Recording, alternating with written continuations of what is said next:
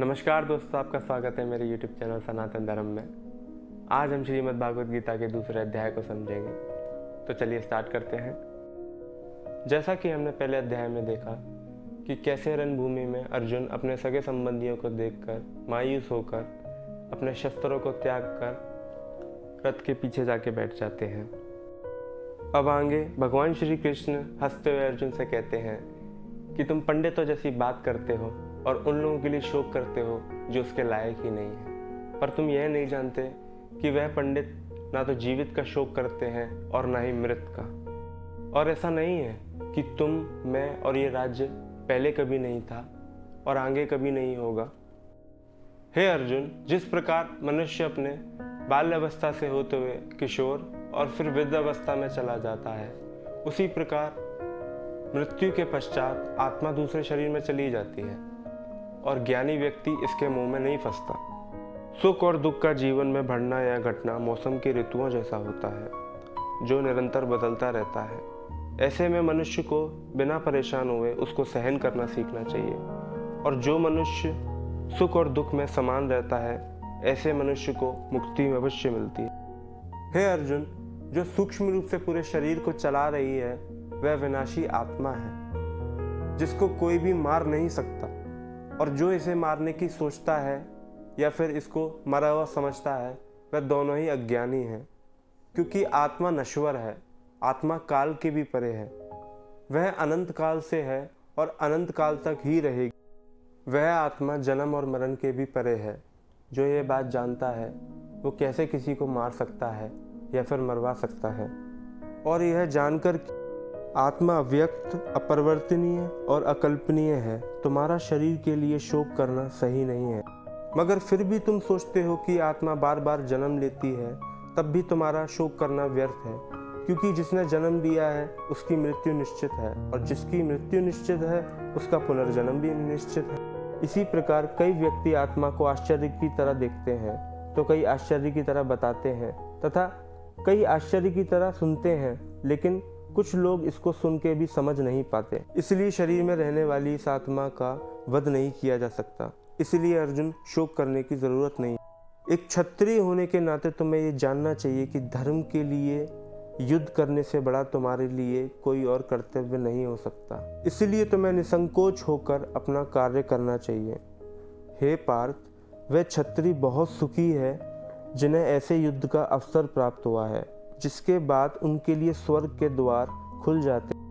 लेकिन अगर तुम ये युद्ध नहीं करोगे तो अपने कर्तव्य को ना करने का पाप तुम्हें अवश्य लगेगा। तुम्हारा यश भी खत्म हो जाएगा। लोग सदैव तुम्हारी कायरता की बातें करेंगे, और एक सम्मानित व्यक्ति के लिए अपयश मृत्यु से भी बढ़कर है। और जो महान योद्धा हैं वह सोचेंगे कि तुम भय से रणभूमि छोड़कर भाग गए, और तुम्हारे दुश्मन तुम्हारे बारे में बुरी बुरी बातें कहेंगे और तुम्हारे सामर्थ्य का मजाक उड़ाएंगे।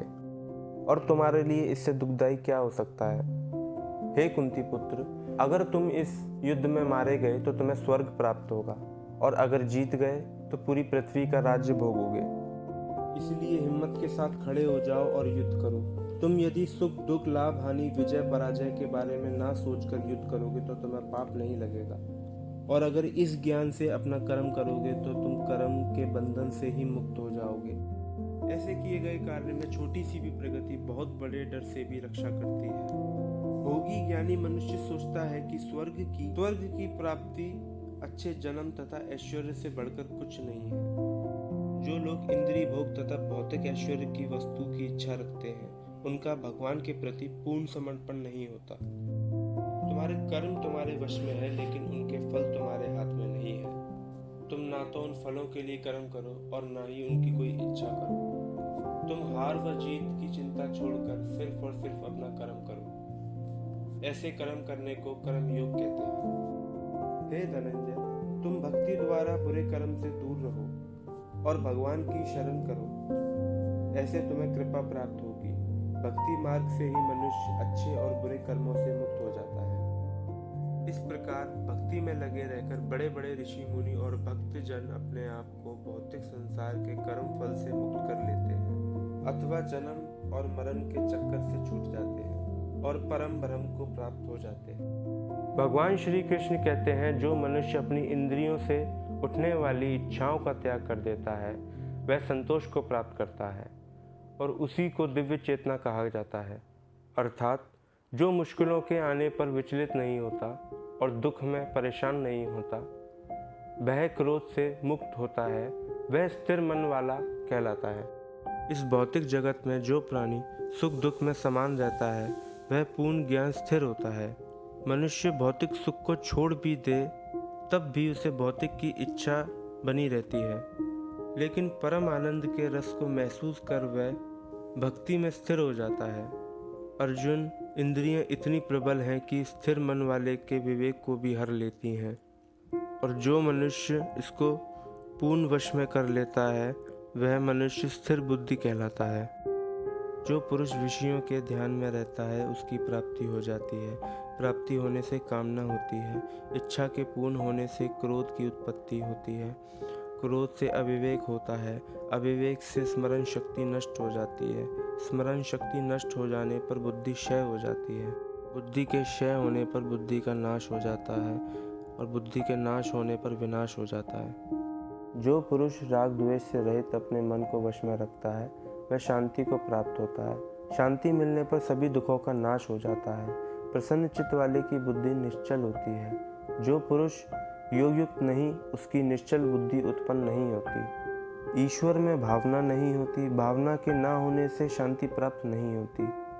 अशांत को सुख कैसे मिलेगा?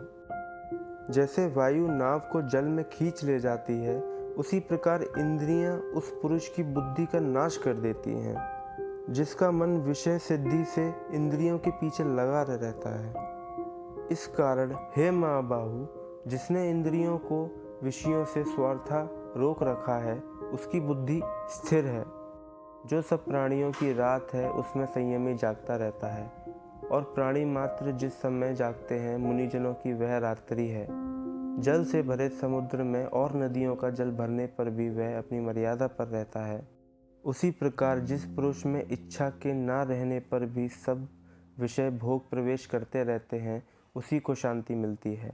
विषयों की इच्छा करने वाले को शांति नहीं मिलती। जो सब कामनाओं को छोड़कर तथा इच्छा रहित विचारता है तथा अहंकार जिसमें नहीं होता वह शांति को प्राप्त होता है। हे पार्थ, ब्रह्म स्थिति यही है। ऐसी स्थिति मिल जाने पर प्राणी फिर मुंह में नहीं फंसता और अंत समय में परम ब्रह्म को प्राप्त होता है।